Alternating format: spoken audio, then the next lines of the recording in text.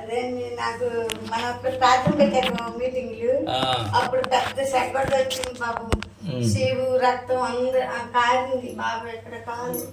ఇంకా షుగర్ ఉంది, ఇంకా అయిపోయింది నా పైనే అనుకున్నాను బాబు. నేను దేవుడికి మొరపెట్టుకున్నాను, దేవుడికి ప్రార్థన చేసుకున్నాను, తగ్గించాలి ఏసయ్యా, నా పిల్లలు చిన్నోళ్ళు అని ప్రార్థన చేసుకున్నాను.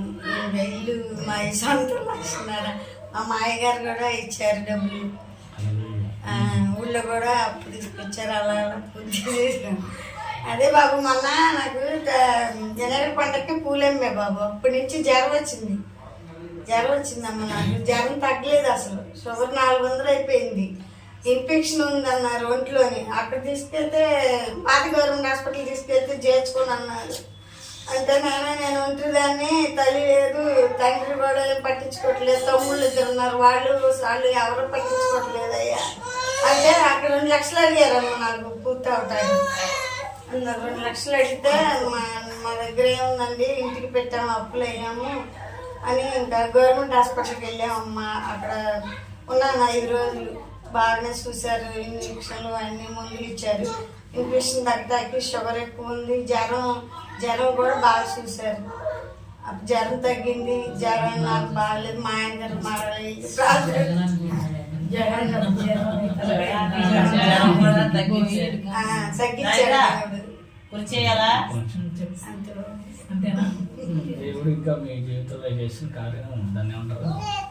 జీవితంలో చాలా మేలు చేశాడు బాబు నాకు దేవుడు.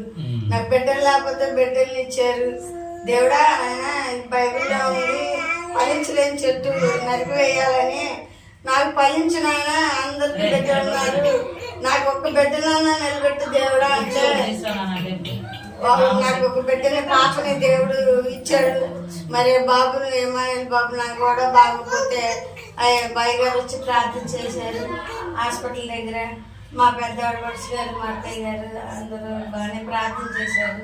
సుమారు మా బాబు తగ్గింది, అందరూ బాగానే పోయారు. మా బాబు బాగానే ఉన్నాడు, పాపని ఇచ్చాడు. దేవుడు ఎన్నో మేలు చేశాడు నా జీవితంలో.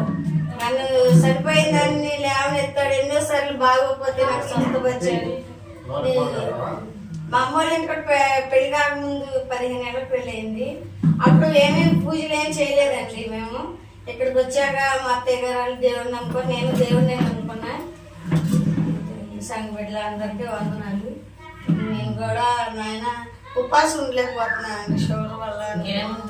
ఉపాసం ఉండాలి, నేను ప్రార్థన చేసుకోవాలి. లేకున్నా పర్లేదు కానీ ఎక్కువ సమయం దేవుడితో కేటాయించండి. ఇప్పుడు అనారోగ్యం ఉందని దేవునికి తెలుసు కదా.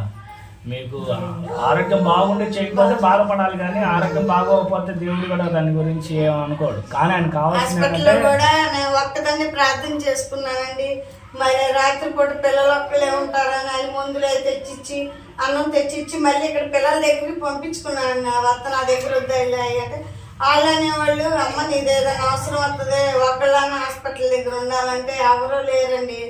నేను దేవుడికే మొదలు పెట్టుకున్నా. దేవుడా నన్ను బతికిచ్చావు, నాకు బిడ్డల్ని ఇచ్చావు, నా జీవితం సిగ్గు చేసావు, మరి ఇల్లు కూడా శుభ్రం చేసి బాగు చేయించాను. ఆయన ప్రార్థన చేసుకుంటే మరి అని మళ్ళీ పిల్లల దగ్గర పైన ఒక్కలే ఉంటారు. మళ్ళీ పిల్లల దగ్గరికి ప్రార్థన చేసుకుని వెళ్ళాయా, పిల్లల దగ్గర పడుకో, మళ్ళీ పొద్దున్నరా మళ్ళీ ఊళ్ళోకి వెళ్ళి వ్యాపారం చేసుకుని కూడా నేను ఉంటాలే అన్నాను. ఒక రోజు నా అన్నమే తిన్నాను, ఇడ్లీ తెచ్చి ఇచ్చేవాళ్ళు కూడా లేరు. కిందకి వెళ్ళి అలాగే ఇంజక్షన్లు సూదులు పెట్టుకుని వెళ్ళి అక్కడ బయటకు వచ్చి ఇడ్లీ తిన్నాను.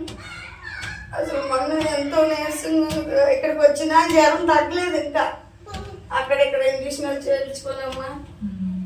ఈయన వచ్చాడు 12 అవుతుందమ్మా. ఇక్కడ హాస్పిటల్ దగ్గరికి ఎవరు ఒక ఇడ్లీ తెచ్చి ఇచ్చిన వాళ్ళు లేరు.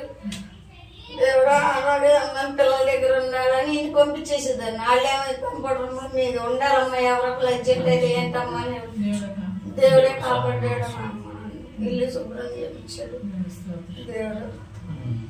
కొంచెం అప్పు ఉందండి.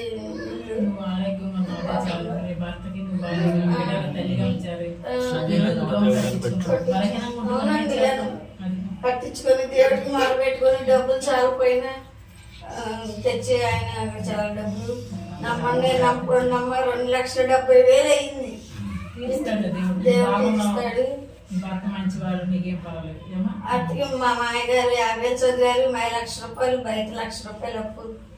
దేవుడే తీస్తాడు. నా జాతర చెప్తాను.